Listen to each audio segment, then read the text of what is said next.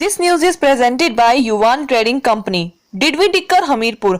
सभी प्रकार के पावर टूल्स, इंडस्ट्रियल टूल्स और आटा चक्की इत्यादि के लिए संपर्क करें।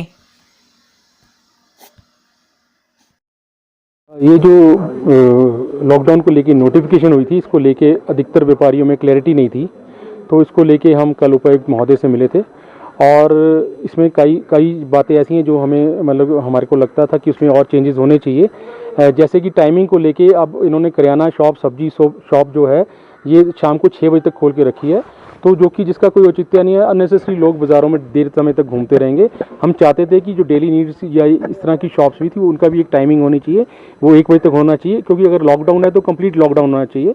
इसके अलावा इन्होंने ऑनलाइन जैसे ई कॉमर्स जो कंपनीज़ हैं, फ्लिपकार्ट, अमेज़ॉन, उनके जो ऑफिसेज खुले रखे हैं और उनके जो डिलीवरी बॉयज़ हैं घरों में डिलीवरी कर रहे हैं। एक तरफ तो हम पहले ही अपनी आर्थिकी से जूझ रहे हैं, हमारा व्यापार, ऑफलाइन व्यापार इन्होंने सारा बंद करा दिया और ऑनलाइन व्यापार शुरू कर दिया, और उनके भी लोग हर घर में घूम रहे हैं। और शिमला में आज जो स्थिति है, हर घर में कोई ना कोई संक्रमित व्यक्ति है, तो एक घर से दूसरे घर वो डिलीवरी करने जा रहे हैं और वो संक्रमण फैलने का भी एक कारण हो सकता है। तो हमने उपायुक्त महोदय को बोला कि ये जो है ऑनलाइन भी बंद होना चाहिए जब तक हमारा ऑफलाइन बिजनेस नहीं खुलता। ये एक था, तो उन्होंने कहा कि वो माननीय मुख्यमंत्री तक हमारी बात पहुंचाएंगे, और उन्होंने कहा कि अगर आपको भी मौका मिलता तो आप भी मुख्यमंत्री से स्वयं भी मिल लें। कोरोना कर्फ्यू का पहला दिन है, व्यापारी किस तरह से पालन कर रहे थे? देखिए, व्यापारी वर्ग लगभग पिछले 2 साल से अपनी आर्थिकी को लेकर काफ़ी जूझ रहा है। पहले भी जब लॉकडाउन हुआ हमें किसी तरह की सरकार से कोई हेल्प नहीं मिली, चाहे वो हमारे बिजली के बिल थे, पानी के बिल थे, कूड़े के बिल थे, हमें बंद दुकानों पर भी देने पड़े। हर दुकान के ऊपर 3 से 4 एम्प्लॉयड हैं जिनकी सैलरी हमें देनी पड़ती है, और बेचारे वो हमारे पे ही डिपेंडेंट हैं, उनका भी परिवार है, उनके भी बच्चे हैं।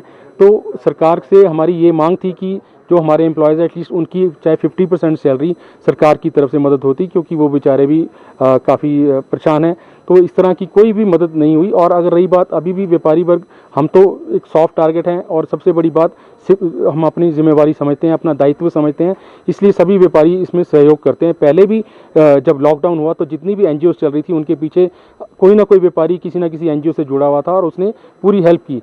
आज भी व्यापारी वर्ग जो जब भी कोरोना का कोई पेशेंट या कहीं हेल्प होती है पूरी सामने आते हैं, लेकिन इसके विपरीत सरकार की तरफ से हमें कोई भी हेल्प नहीं मिली। आज भी हमारे पूरे बाजार बंद हैं, लोग परेशान हैं, लेकिन फिर भी हमें लगता है कि वो समय दूर नहीं कि व्यापारियों को अपने बारे कुछ ना कुछ सोचना पड़ेगा। अब किस तरह की राहत चाहते हैं आप सरकार से कि सरकार किस तरह से? जी, डेफिनेटली हमें जैसे बैंक की लिमिट्स हैं, क्योंकि हर आदमी की जो व्यापारी जितना भी बड़ा व्यापार है वो बैंक के पैसे से कर रहा है, बैंक की लिमिट्स हैं। जो ऐसे मैंने पहले बताया कि हमारे एम्प्लॉयज़ हैं उनकी लगभग 50% सैलरी ही हमें सरकार की तरफ से मिल जाए, और जो हमारे और जैसे कूड़ा बिल है, बिजली बिल है, इस तरह से रिलैक्सेशन मिल जाए। तो अगर सरकार मदद करना चाहे किसी न किसी तरीके से डेफिनेटली कर सकती है, क्योंकि व्यापारी वर्ग ने हमेशा रेवेन्यू एकत्र करके सरकार चलाने में हमेशा सहयोग किया है, और यही एक वर्ग है जो चाहे कोई भी गवर्नमेंट है उन्होंने व्यापारियों को अनदेखा किया।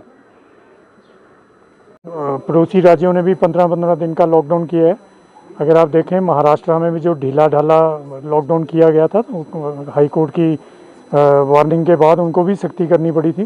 तो मुझे लगता है कि लॉकडाउन का अगर इससे अगर कोई फ़ायदा आपने कोरोना की दृष्टि से लेना है तो इसका समय कम करना चाहिए, और 1 बजे तक, ज़्यादा से ज़्यादा 2 बजे तक इसकी छूट दी जानी चाहिए। और जहाँ तक हो लोग घरों में रहेंगे तभी कोरोना की चेन टूटेगी। मेरा नाम अश्विन सूद है, मैं शिमला में टूर एंड ट्रेवल्स का काम करता हूँ, टैक्सी ऑपरेटर भी हूँ। सर बताएंगे जो कोरोना कर्फ्यू आज से शुरू हुआ है किस तरह देखते हैं आप इसको? देखिए, कोरोना कर्फ्यू जो शुरू हुआ है तो पहले भी था। पहले सरकार ने काफ़ी कोशिश की थी इसको रोकने के लिए। अब जो है ये द्वारा जो सैक्रिफाइस इसका आया है ये काफ़ी तेज़ गति से आ रहा है। इससे कोरोना के जो है पॉजिटिव लोग काफ़ी आ रहे हैं, जैसे कि हम हर रोज़ सुनते हैं। मेरा तो सरकार से अनुरोध ये है कि इसको रोकने के लिए जो आपने बंदिशें लगाई है इसके ऊपर दोबारा गौर किया जाना चाहिए। जो बंदिशें लगाई है उससे कोरोना रुकने वाला नहीं है। और जहाँ तक हमारे ट्रेड की बात है, हॉस्पिटलिटी, होटल एंड हॉस्पिटलिटी की बात है, टूरिज्म की बात है, ये पिछले 1 साल से जो हमारा बिजनेस बिल्कुल ख़त्म हो चुका है। और आज ये हालत हो चुकी है कि हमारे जो लोग जो टैक्सी ऑपरेटर हैं, जो ड्राइवरों को भी तनख्वाह भी दे रहे हैं, और जो ट्रैवल एजेंट्स हैं जिनकी टर्नओवर पहले 50-60 लाख रुपए साल की होती थी, आज उनकी टर्नओवर जो है रह के 10,000-20,000 तक रह गई है। उनका गुजारा होना आज की तारीख में बड़ा मुश्किल है। इसके बारे में सरकार को सोचना चाहिए। सरकार के इसके लिए स्पेशल पैकेज देना चाहिए, जिससे कि जो हमारे ट्रेड के लोग हैं उनका रोजी रोटी चलती रहे और वो अपने परिवार को पाल सके। धन्यवाद। सरकार ने जो कोरोना में दुकानों की टाइमिंग का समय रखा है 6 से 6 बजे तक, इससे कितने सहमत हैं आप? देखिए, जो जहाँ तक से 6 के 6 समय रखा हुआ था, इसका जो समय ज़्यादा है मेरे हिसाब से, क्योंकि आपने जो एसेंशियल सर्विस के लिए आपने खोल के रखा है, एसेंशियल सर्विस आजकल मोहल्लों में भी है, जिसको जरूरत होगी वो मोहल्ले से भी ले सकता है। तो बाज़ारों में गिनी चुनी दुकानें हैं एसेंशियल सर्विस की, तो ये टाइमिंग अगर कम हो जाए तो इससे जो है कोरोना की जो रोकथाम हो सकती है। जी, मेरा नाम सतीश कुमार है। मैं कपड़े का व्यापारी हूँ। लोअर बाजार में मेरी दुकान है। जो जिला प्रशासन ने कर्फ्यू की जो टाइमिंग रखी है, उससे कितने संतुष्ट है कि सही टाइमिंग? नहीं, इससे हम संतुष्ट नहीं हैं। व्यापारी वर्ग बिल्कुल संतुष्ट नहीं है। अब मैं बालूगंज से आया हूँ जी, अभी घूमता हुआ मैंने बालूगंज से देखा, सारे पानवाड़ी जितने भी है सब खुले, पूरी दुकानें खुली हैं। केवल सरकार ने दूध और ब्रेड की ही छूट दी है, ना कि बाकी सामान की, ये आपके चिप्स बेचने की, बिस्कुट बेचने की। ये एसेंशियल सर्विस में नहीं है। सिगरेट बीड़ी एसेंशियल सर्विस में नहीं है। आप वो भी सब कुछ बेच रहे हैं ये लोग। और कपड़ा व्यापारी, जूता व्यापारी, ये सब बेचारे बंद करके घरों में बैठे हैं। इतने गवर्नमेंट को टैक्स भी हम लोग दे रहे हैं, उसके बाद भी हम लोग रोड पर घूम रहे हैं, घरों पे कैद हैं हम। जो ये टाइमिंग है ये 10 से 1 बजे तक की मैक्सिमम होनी चाहिए, ताकि 6 बजे तक का टाइम करने का मतलब ही नहीं है। दफ्तर आपने बंद किए हैं, कौन लोग बाजार में आएगा बताओ? आप तो खुद बढ़ावा दे रहे हैं बाजार में लोगों को आने का कि 6 बजे तक आप बाजार में आइए। 6 बजे तक खुला है। बाकी ये कोरोना अगर ख़त्म करना है तो मिनिमम टाइम करना चाहिए। सिर्फ दूध का, ब्रेड का मिनिमम टाइम हो, करियाने का भी मिनिमम टाइम हो। हर लोगों के घर में होता है राशन 1 हफ्ते का, ऐसी कोई कमी नहीं है किसी के पास।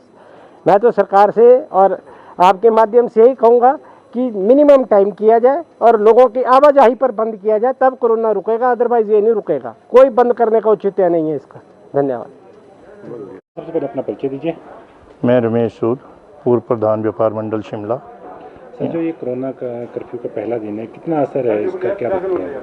कर्फ्यू का असर तो काफ़ी ज़्यादा दिख रहा है, लेकिन बाज़ार में ये जो शॉप्स खुली हैं इनके टाइमिंग जो हैं ये बहुत अधिक हैं, क्योंकि बहुत लिमिटेड लोग बाज़ार में आ रहे हैं, बहुत ही लिमिटेड। तो इतना जो हमारे पास वर्कर हैं वो भी स्टेक पे हैं, उनके लिए भी तो ये टाइम जो है इसको और कम कर देना चाहिए। 6 बजे तक बैठने का कोई औचित्य नहीं लगता, क्योंकि आप खुद देख रहे हैं कि बाज़ार में इस समय इक्का दुक्का कोई आदमी आ रहा है। बाकी जो ढाबे होटल हैं वो भी खाली पड़े हैं, तो उनको खोलने का मैं नहीं समझता कि कोई औचित्य रहा होगा। और कुछ। हेलो दोस्तों, नमस्कार। मेरा नाम रमेश शर्मा है और मैं जीवन उत्साह न्यूज का मुख्य संपादक हूं। पिछले 2 वर्षों में हिमाचल के अलग अलग जिलों में काम करते हुए हम इस चैनल को आगे बढ़ा रहे हैं। अगर आपने हमें चैनल को सब्सक्राइब नहीं किया है तो आप प्लीज सब्सक्राइब कीजिए। मैं आपको विश्वास दिलाता हूं आप निराश नहीं होंगे। भले आप 1 महीना इस चैनल को फॉलो करके देखिए, आपको मिलेंगे यहाँ जागरूकता से जुड़ी हुई वीडियो और आपके परिवार, आपके समाज से जुड़ी हुई वीडियो। सर्च कीजिए जीवन उत्साह न्यूज फेसबुक पे और यूट्यूब पे।